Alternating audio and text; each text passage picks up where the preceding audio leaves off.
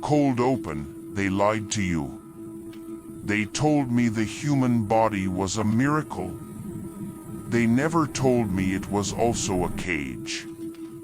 I remember believing in clean diagrams, polite waiting rooms, and gentle reassurances spoken through surgical masks that smelled faintly of soap and something metallic. I remember trusting the calm certainty in their voices when they said words like normal, benign, routine. I was one of the obedient ones, the grateful patients, the ones who nodded and swallowed whatever explanation was offered like medicine dissolved in water. That trust shattered the night I opened the wrong file. It wasn't supposed to exist. Case 42B wasn't listed on any of the public logs, wasn't coded into the normal archives, wasn't even acknowledged by the hospital's internal systems. It appeared on a dim screen like a bruise surfacing through pale skin, sudden and unmistakable. I stared at the file name for a long time, feeling a pressure behind my eyes that didn't feel like fear, but recognition. Inside were anatomical reports that redefined everything I thought I knew. Not errors. Not experiments. Patterns. Diagrams of organs with annotations that didn't read like medical language but warnings, as though someone had tried desperately to translate terror into clinical terms. There were references to structures that did not appear in any textbook, organs labeled with hesitant question marks, and footnotes that whispered instead of explained. I laughed at first, a thin nervous sound that echoed against my ribs. Then I kept reading. I learned about instincts implanted like locked protocols, about reflexes engineered to guide compliance, about systems that suppressed awareness before conscious thought could interfere. The body was not designed for freedom. It was designed for control, for obedience, for maintaining a pattern older than any known science. A beautiful machine, carefully restricted, meticulously monitored, and endlessly corrected. What unsettled me most was the consistency. Every anomaly, every whispered theory, every prohibited speculation followed the same rule: if a function could not be explained, it was to be documented, concealed, and attributed to coincidence. They called it containment. They called it ethical restraint. I began to call it a lie. Doctors weren't healers in these pages. They were custodians. Guards pacing the corridors between flesh and forbidden knowledge, ensuring patients never realized what their own bodies were quietly doing to them. There were protocols for denial, procedures for redirection, scripts for soothing the frightened once they asked the wrong questions. I recognized some of the phrases. I had heard them before. You probably have too. It wasn't just institutions complicit in this secrecy. Your body participates willingly. It erases discomfort before it becomes curiosity. It blunts awareness the moment you get too close to comprehension. It distracts you with hunger, fatigue, pleasure, noise. It keeps you busy, compliant, grateful. And yet, rumors persisted in the margins. Symbols sketched beside organ clusters. Timed irregularities. Sudden surges of sensation. All cross-referenced to case 42B, as if it were not a patient but an event that scarred the system. I wanted to close the file. I wanted to forget the language, the diagrams, the implications. Instead, I leaned closer to the screen, heart trembling in measured rhythm, breath careful, controlled, obedient. And as you listen to my voice now, as your eyes move over these words, as your heartbeat hums in practiced normality, understand this single, terrible truth. You're already experiencing one of these secrets right now. When you're ready, say, expand next section. The body that works against you. This wasn't the first time I realized the body had its own agenda, but it was the moment I truly understood how merciless that agenda could be. I stood beside the hospital bed of a man whose chart described his condition as autoimmune, a tidy clinical word meant to soften the horror of what was happening inside him. His immune system, the same miraculous defense praised in every brochure, had turned predator, classifying his own tissue as foreign and launching slow, relentless attacks. He looked perfectly ordinary at first glance. Warm skin, steady breathing, soft pulse under tired fingers. Normal, they would have said, as if normal could excuse the quiet war raging beneath. When he moved, though, there was hesitation, like a marionette unsure of its strings. When he spoke, his voice collapsed into a whisper that scraped against the air. "It's trying to replace me." The words settled between us, heavy and intimate. I asked what he meant, though a part of me already knew. His trembling hand pressed against his chest, palm flattening as if he expected something to push back. He described sensations too precise to dismiss as imagination. Cells devouring cells. Nerves tightening without command. Pain blooming in familiar places that no longer felt like his. The nurses called it inflammation. The doctors called it miscommunication. I watched as medication suppressed symptom after symptom, and yet the underlying hostility only sharpened, coiled, waited. The body did not calm.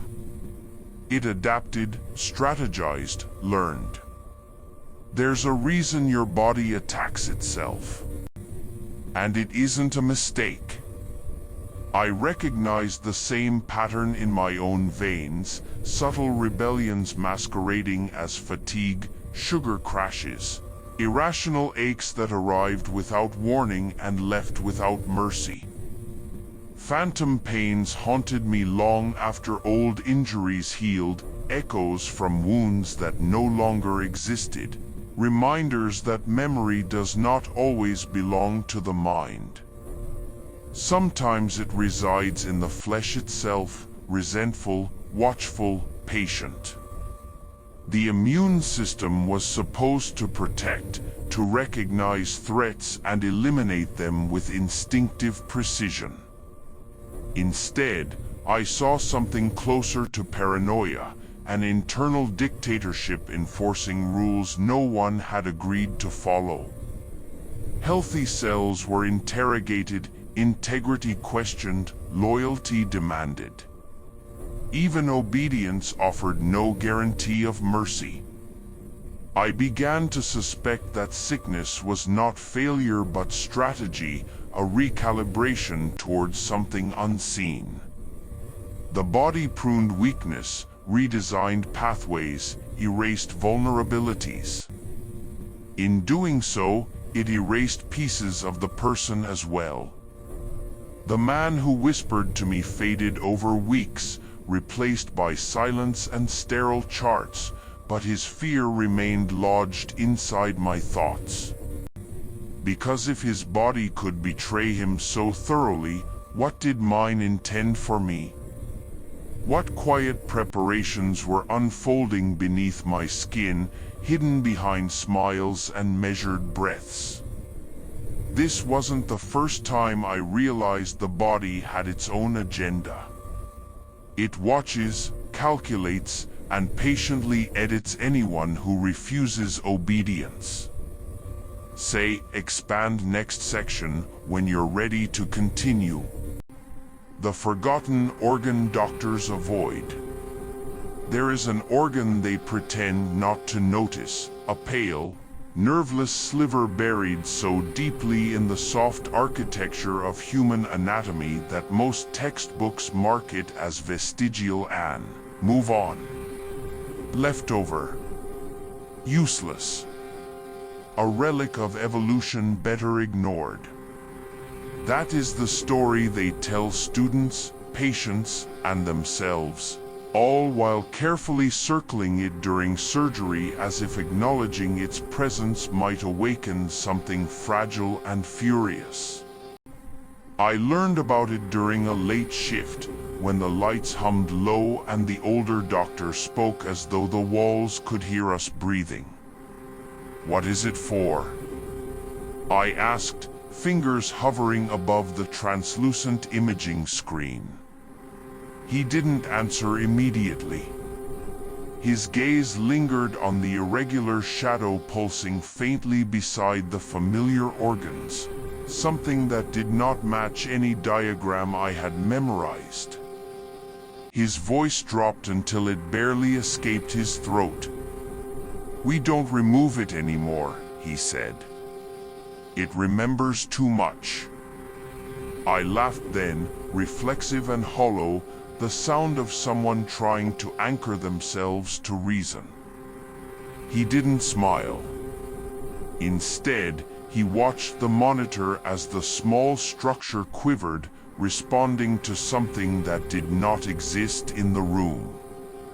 He told me it responds to emotional trauma, that it absorbs moments the brain cannot survive holding, files them away silently like blood remembering the shape of a blade. "They used to cut it out," he whispered. "Claimed it prevented hysteria, cured nightmares, silenced the unstable. But patients returned altered, unrecognizable, hollowed where something protective had once lived. So they stopped and pretended the organ was harmless, inert, forgotten by design." "Listen carefully," he murmured, leaning closer, breath brushing my ear. "It reacts when secrets are spoken nearby." Goose flesh rippled across my arms as the faint tremor intensified on the screen, the small mass pulsing with unnatural precision. Every hushed word seemed to agitate it further, as if it were listening, recording, devouring the unsaid. I felt suddenly exposed, aware of buried memories shifting uncomfortably beneath my ribs. "What happens if it overloads?" I asked. He exhaled slowly, a sound full of old regret. "Then the body starts speaking for itself." We fell silent, the room thick with unspoken confessions and sterile dread. In that quiet, the organ moved again, sharper now, almost eager. The doctor's eyes flicked toward the doorway, then back to the screen, jaw tightening. "It twitched the moment you started watching this. It knows you are here, and it is already rewriting something important inside you tonight. When your cells stop listening." I used to believe that cancer was a tragic malfunction, a cruel error in the code of living tissue, until I saw what the files called awakening cells. They multiplied with purpose, not chaos, clustering in deliberate patterns that ignored every chemical command meant to restrain them. Under the microscope, they did not look sick. They looked focused, almost reverent, as if answering to an instruction I could not hear. Apparently, even my cells have trust issues. The first time I noticed mine resisting, it began as a warmth beneath my left shoulder, a subtle glow that pulsed with slow intention. Doctors dismissed it as inflammation, stress, muscle strain, all the comfortable explanations designed to lull obedience. But the sensation grew, spreading like whispered dissent through my bloodstream, tightening every time my heart complied with its expected rhythm. I read more. Too much more. Case fragments described cells that refused apoptosis, rejected repair protocols, and formed independent networks that communicated through faint electrical signals. They called it mutation. The margins called it defiance. I came to understand that my body was no longer governed by a single will, but by countless microscopic committees, each negotiating survival on their own secret terms. Late one night, I imagined them listening to me breathe, tiny architects deciding which parts of me to rewrite. I wondered if they remembered a previous version of me, if they resented the authority imposed by a mind that pretended to be in control.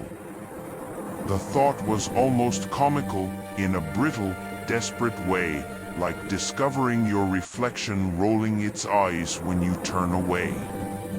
An unnamed agency appears throughout the restricted files, a presence rather than a label, monitoring subjects whose cells exhibit prolonged awareness.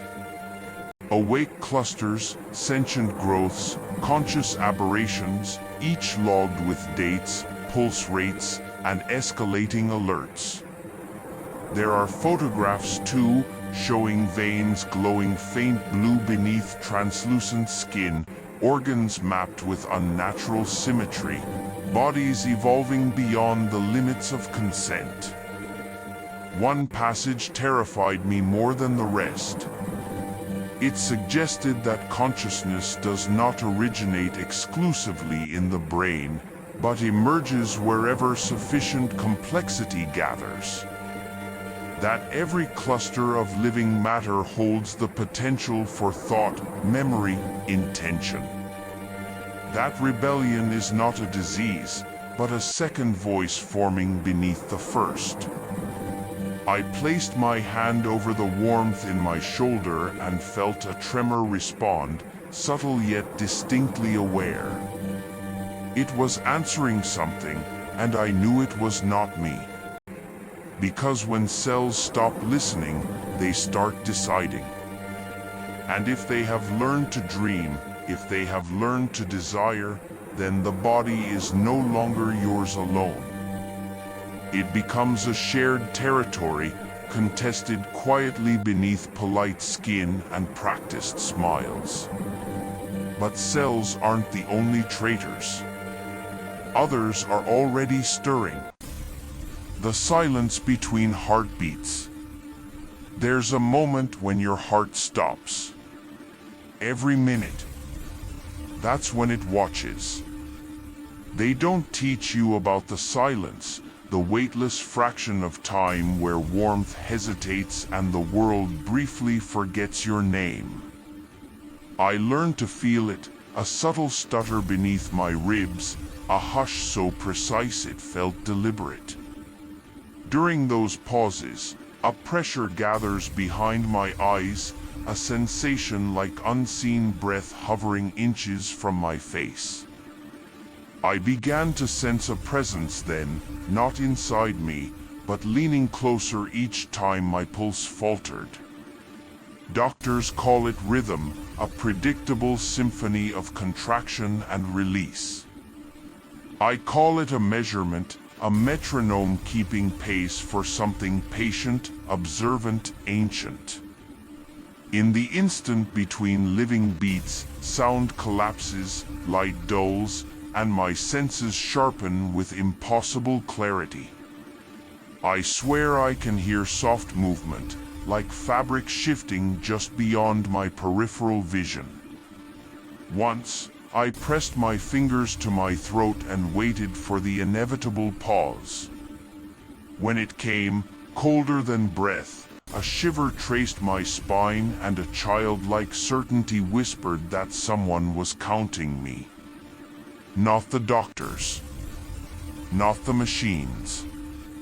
Something older, threading through the architecture of muscle and bone, listening for the exact second where compliance failed. I started timing it, breath against beat, beat against fear, marking the instant when the warm drum inside my chest surrendered to quiet. That was when the air felt occupied, dense with expectancy, as if eyes pressed forward from the dark. I wondered what it would do if my heart lingered too long inside that silence. What do you think happens if it refuses to start again? Because in that hush, during the stolen stillness between pulses, I no longer feel simply alive. I feel evaluated, weighed against a standard no human voice has ever been permitted to name. Each suspended heartbeat stretches into eternity, and in that eternity I imagine unseen hands hovering above the mechanisms of my existence, deciding if continuation remains worthwhile tonight. I try not to listen for the silence, yet it listens for me, patient and precise, rehearsing the moment my heart finally forgets its assigned rhythm and leaves me alone with everything waiting just beyond breath, watching for permission to claim what remains next. Your brain deletes memories on purpose. I used to envy people who claimed they never remembered their dreams, until I realized the same mechanism erases more than fiction. Your brain edits reality like a nervous archivist, redacting moments that threaten a framework too fragile to examine. I discovered this while reviewing what some of you brave enough to comment have called the previous case files, fragments sent in by strangers who described memories that felt stolen rather than forgotten. A woman swore she owned a scar she could not remember earning. A man remembered a childhood home no relative acknowledged existing. Each story carried the same tremor, the same hollow certainty that a crucial scene had been deliberately misplaced. Neurologists frame it gently, like mercy. They speak of repression, dissociation, cognitive defense, as if those syllables soften the cruelty of deliberate absence. They call it protection. They say the mind spares itself from unbearable truths. And yes, forgetfulness can be a warm blanket, a hush over pain, a kind darkness that allows you to breathe without choking on history. But comfort loses its charm when you begin to suspect what it hides. My own mind started glitching at the edges first. Familiar rooms flickered with unfamiliar angles. Names hovered on the brink of recognition before dissolving into dust.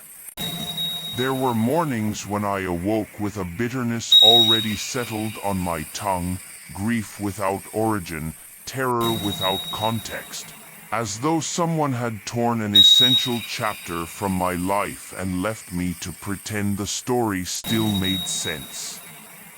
According to one viewer submission, Case File Ivory, they dreamt of a locked white corridor stretching endlessly through their skull, each door labeled with years, each knob warm to the touch. They woke sobbing, unable to recall what waited behind the final passage. When I read their account, something ancient inside me stirred, as if I too had paced that corridor and agreed never to speak of what I found there. The brain does not simply fail to remember.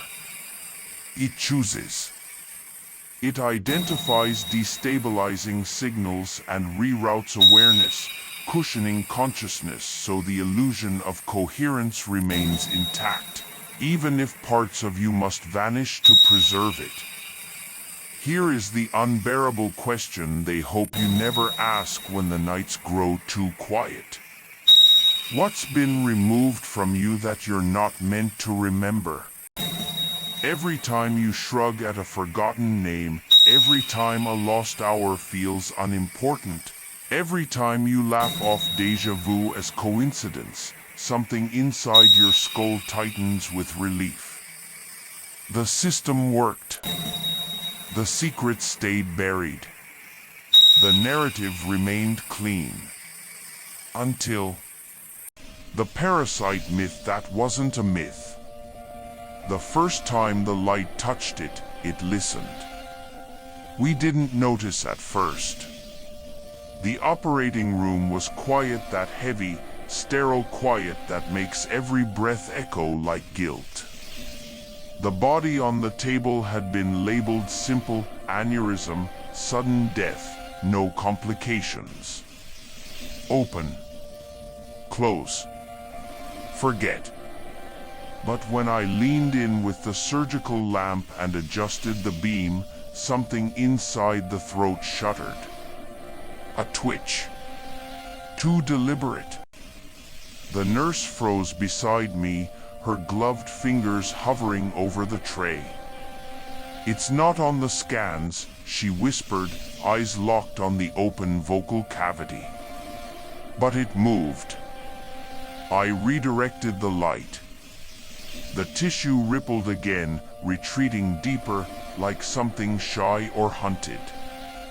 We widened the incision.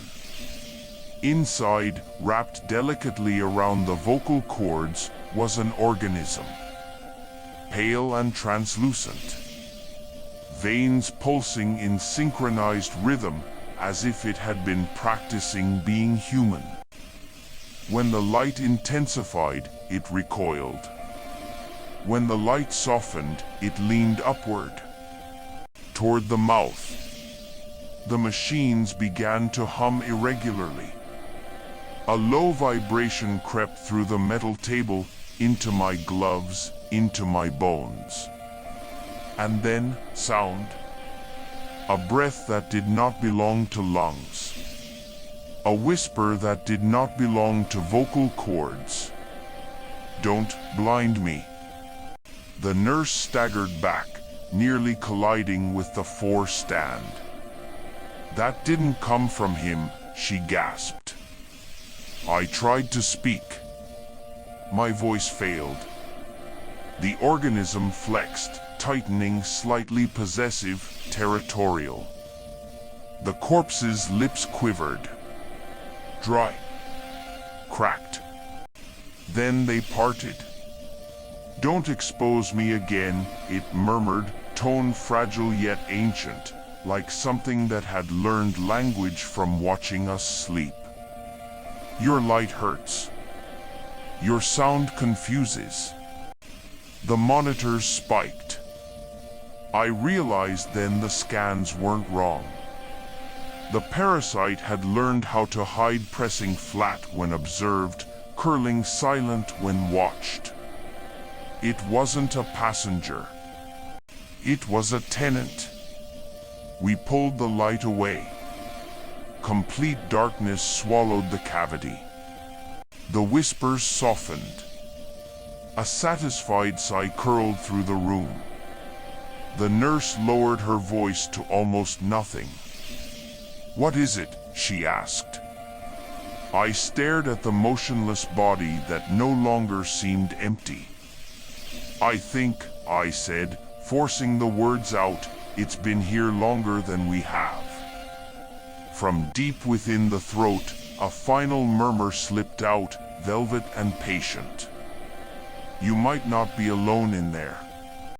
And for reasons I still can't explain, I felt something shift behind my own breathing. The sleep state doctors won't explain. They tell you sleep has stages: light, deep, REM. They never mention the one that comes after.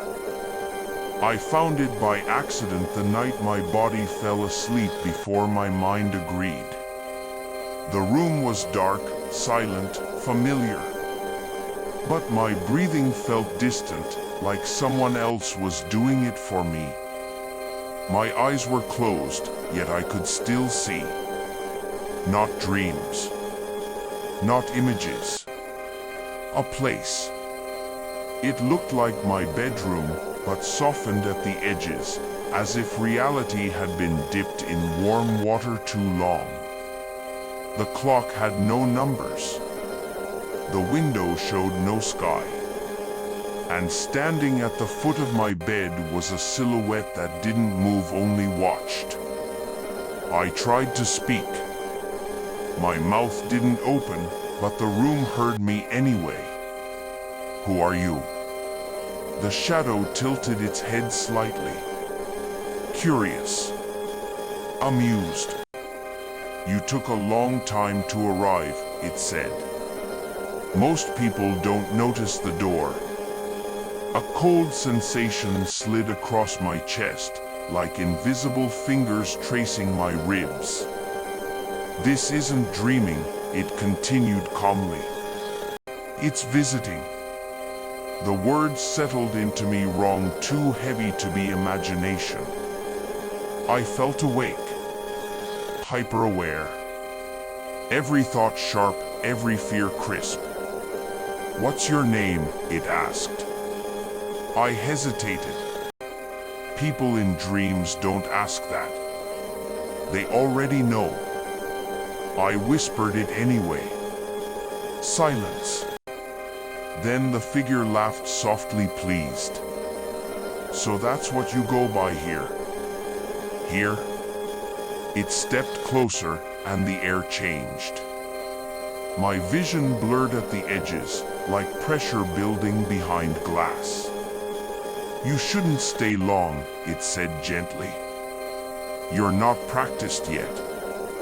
Your body hasn't learned the rules. Rules for what? For leaving the locks undone. The silhouette pointed toward my chest. I felt it then, a faint loosening, like windows being unlatched inside my bones. A sensation of quiet openings, soft hinges turning. My skin chilled, not from cold but from exposure. And the worst part, it murmured. Your body opens doors for them. Them. The word echoed through the room as other shadows began to move at the edges of my sight. Slow. Patient. Waiting. I tried to force myself awake. My lungs struggled. My heart fought. The figure bent down, its voice brushing the space beside my ear. We know your name now, it whispered. And we remember where you sleep. When I finally gasped back into waking reality, my bedroom was unchanged. Except the clock had shifted forward 3 hours. And on my nightstand, pressed gently into the dust, were fingerprints that were not mine. Not anymore. The skin that listens. They say your skin is your first line of defense, a barrier between you and the world. I used to think that meant temperature, pressure, pain. I was wrong. Your skin does more than feel. It remembers. It anticipates. It listens. I learned this when reviewing old case files sent anonymously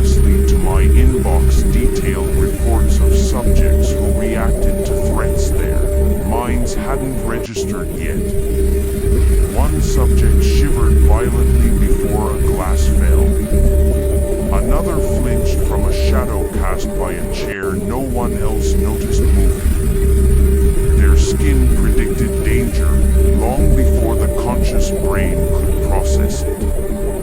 A cult research group once theorized that the human body could serve as a surveillance interface, that the skin itself was wired to receive signals from the environment's subtle vibrations, chemical whispers, electromagnetic nudges, and relay them to the nervous system. They treated it as sacred, worshipping the flesh as a network of hidden intelligence. They believed the body knew what the mind could not, and that ignoring it invited disaster. I felt it first while walking alone late one night. A chill crawled up my spine, subtle at first, brushing my neck and shoulders. My rational mind said wind, said imagination, said fear. But I knew better. That chill wasn't instinct. It was recognition. My skin had noticed something watching, something patient, something that didn't belong. I tried to ignore it. I rubbed my arms. I counted streetlights. The sensation only deepened, an alert system wired into me without my consent. It made my pulse spike, reflexes twitch, awareness sharpen. My body was speaking in a language I hadn't learned, warning me in silence. What's terrifying is that it isn't limited to danger. Joy, fear, secrecy, all of it registers, cataloged in ways I can't fully understand. My skin knows the truth before I do. And sometimes, it shares it. That night, I realized the same truth that the cult had whispered for decades. Your skin is listening. And that chill down your spine? It wasn't instinct. It was recognition. When you feel it, know this. It's always watching, always cataloging, and sometimes, it already knows more than you ever will. Doctors, contracts, and the unspoken rules. I always believed in the Hippocratic Oath. To do no harm. To heal. To protect. That was until I stumbled upon the contracts hidden in plain sight. The agreements every medical professional signs but never mentions. Pages of legalese peppered with cryptic clauses, referring to restricted knowledge anatomy, unauthorized observation, and containment protocols. They don't take an oath to heal you. They take one to forget. I read one aloud in a quiet office long after the hospital had emptied. Each line was a careful arrangement of obligation and denial. Doctors agreed not to speak of structures, functions, or phenomena that had been observed but never classified. They agreed to dismiss anomalies as artifacts, mistakes, or coincidence. They agreed to watch, to monitor, and to report silently, never acknowledging what they truly saw. I asked a senior surgeon about it once. His eyes tightened behind thick glasses. "We only operate where we are allowed," he said flatly. "Some things, even we cannot touch." And I realized what that meant. There are boundaries drawn not by ethics, not by safety, but by fear. Fear of consequences that go beyond malpractice, beyond law, beyond even comprehension. Some organs, some structures, some phenomena are deliberately left unexplored. Treated as myth. Protected by silence. The implications hit me slowly. I began noticing how certain procedures were avoided, how colleagues hesitated before speaking in full detail, how subtle hand signals replaced explanations in meetings. Knowledge wasn't dangerous because it existed, it was dangerous because acknowledging it might make it real. One note in a forgotten file chilled me more than the rest. Do not investigate the neural amplification cluster. The patient must never know. Observation only. Observation only. A patient's own body was a secret kept from them, a truth even their doctors could not share. I thought about the patients, the innocent, the unaware. Their bodies walked around carrying stories no one would ever tell. And the people sworn to protect them weren't just silent, they were complicit. Even now, when I walk past a hospital corridor, I notice the subtle hesitations, the glances toward closed doors, the careful wording in chart notes. It isn't paranoia. It's practice. There are things even surgeons refuse to cut. And the worst part? Some of those things might already be inside you. Case file, subject 13, episodic horror. I remember subject 13 more clearly than any other case, mostly because he never stopped speaking, even when no one was there to answer. They found him sitting in the corner of the observation room, spine rigid, palms pressed flat against his abdomen as if holding something in place. When I introduced myself, he smiled gently and said, "You're late." They were getting louder. I thought it was another delusion, another mind breaking under the weight of an unruly body, until he tilted his head and whispered, "My liver hums when it's angry. Can't you hear it?" There was no tremor in his voice, no frantic edge. Only certainty. He described each organ like a disgruntled tenant with its own personality and rhythm. The lungs rasped warnings when stress approached. The kidneys clicked like nervous teeth whenever he lied. His stomach gurgled lullabies at night, songs he said were not meant for human ears. "What do they say?" I asked, partly joking, partly afraid. "They're practicing," he replied.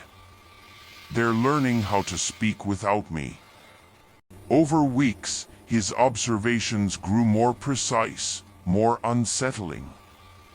He charted tones, recorded timestamps, sketched strange symbols he insisted matched the frequency of his internal choir. Whenever we dismissed him, he'd chuckle darkly and mutter, "They don't need your permission. They already outgrew it." On the 17th day, he leaned close to the glass and murmured, "They know about you, too. They don't like being watched." The monitors flickered after that. I blamed faulty wiring.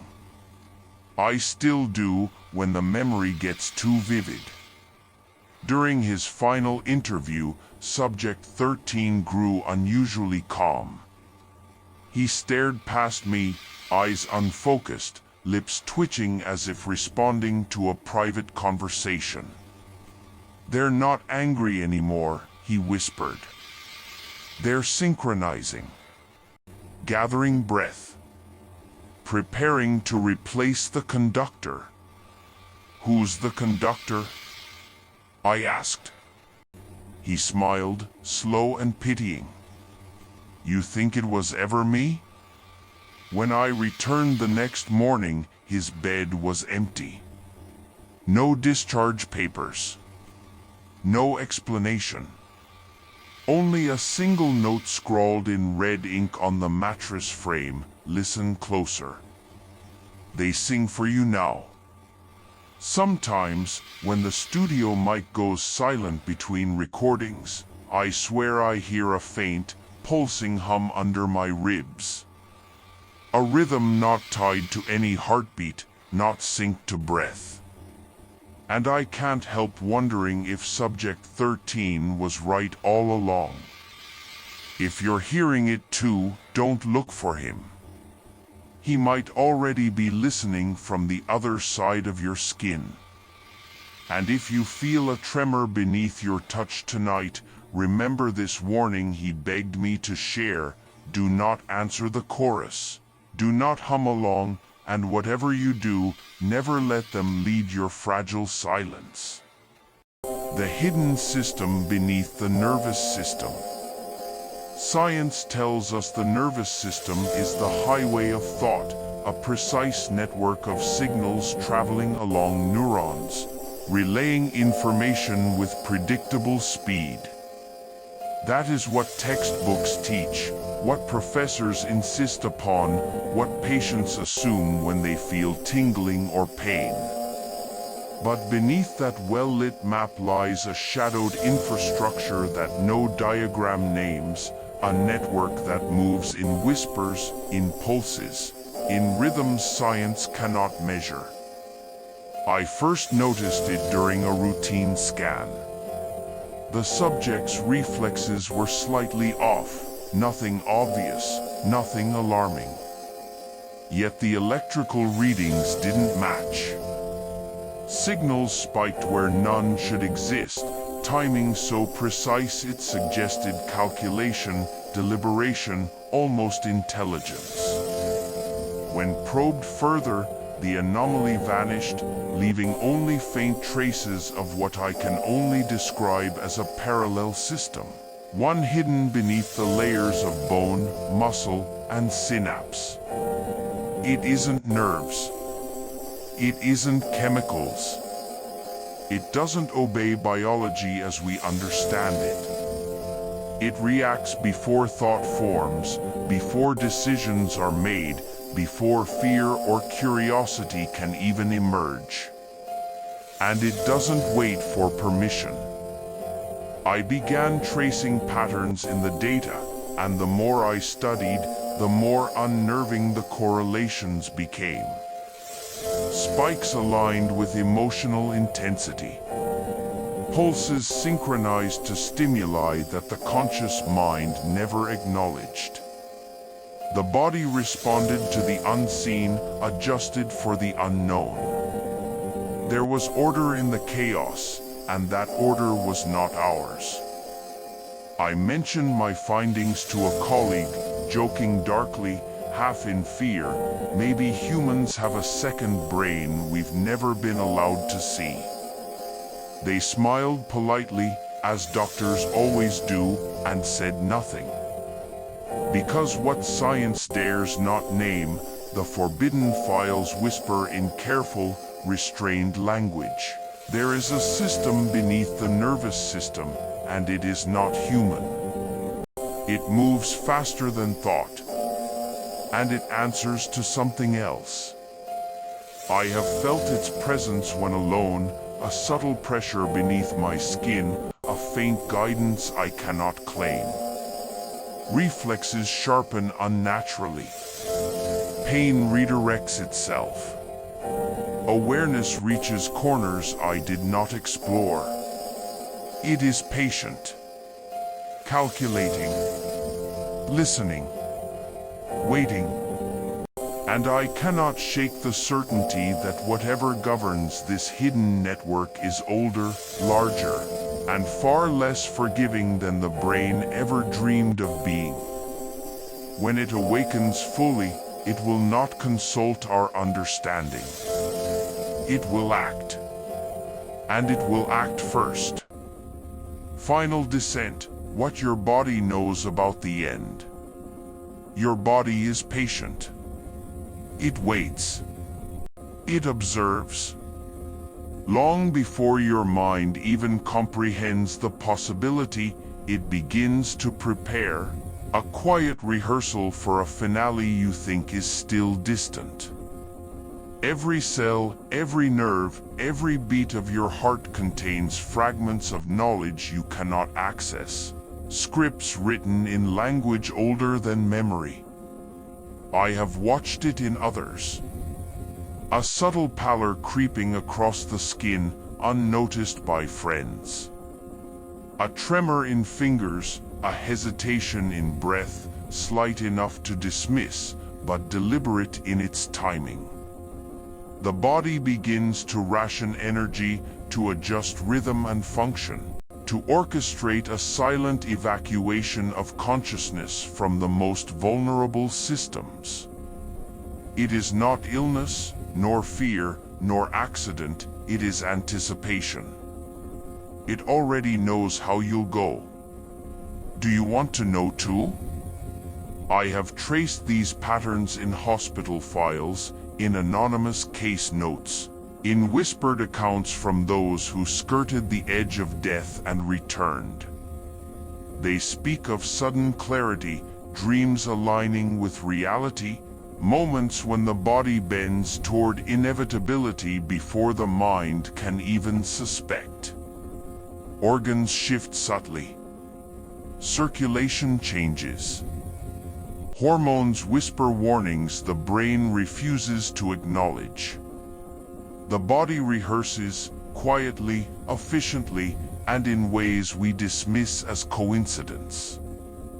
I have felt it in myself, the subtle realignment of limbs, the way my heartbeat anticipates stress before the eyes perceive danger, the way fatigue lingers longer in the wrong places, the way breath shortens without cause. It is preparing, waiting, practicing. And sometimes it communicates small signals that something beyond comprehension has already made its choice. A shiver down the spine. A flash of nausea. A phantom ache that has no origin but insists upon your attention. It is the body's warning, its quiet acknowledgement that the end is nearer than you believe, and it is not asking for consent. What will you do when it whispers for the first time, when the rehearsal becomes reality? When the patterns align and the preparation ceases to be invisible? Some dismiss it as superstition. Some refuse to believe that flesh and bone might anticipate their own collapse. But the truth is always there, written in tissue, etched in the pulse, waiting to be read. And that is the secret they'll never tell you. Because the body knows. And it has always known, long before the mind, long before the fear, long before you understood that some truths cannot be ignored. Closing cliffhanger and call to action. If you've made it this far, then you already know your body is not merely flesh and bone. It listens. It remembers. It betrays. And sometimes, it acts in ways even you cannot comprehend. Now, I want to hear from you. Comment if your body has ever done anything unexplainable, an ache that moved on its own, a sudden chill without cause, a sensation that whispered warnings you couldn't interpret. Share your theories. Share your stories. Every account helps piece together what they hope we'll never fully understand. Case 9 returns next episode, and it is not a story for the faint of heart. The files suggest that awareness of these secrets can spread quietly, like a pulse through the veins of anyone who dares to watch. Those who notice the anomalies, who feel their own flesh rehearsing patterns beyond reason, they become part of the chain, part of something larger and older than medicine dares admit. And I promise, the next chapter will confront you with reflections you didn't know existed. The things your reflection is hiding will reveal glimpses of a world that watches through skin, eyes, and even memory itself. So pay attention. Notice the twitches, the hums, the sudden patterns of fatigue or sensation. Note them. Record them. Don't dismiss the moments that feel like messages from within. Because if your body starts behaving strangely tonight, don't ignore it. It's not trying to save you. Every heartbeat, every whisper, every tremor is a sign. Some subtle, some impossible to ignore. You are not alone in noticing these things. And the more we observe, the more we understand, the closer we get to uncovering the truths they have buried beneath flesh, under consciousness, and inside the very organs you trusted. Comment, share, watch. And when Case 9 returns, remember this: your body knows things you do not. It has always known. And it may already be preparing for the secrets that are about to be revealed. Because some truths cannot be contained and some of them are already inside you,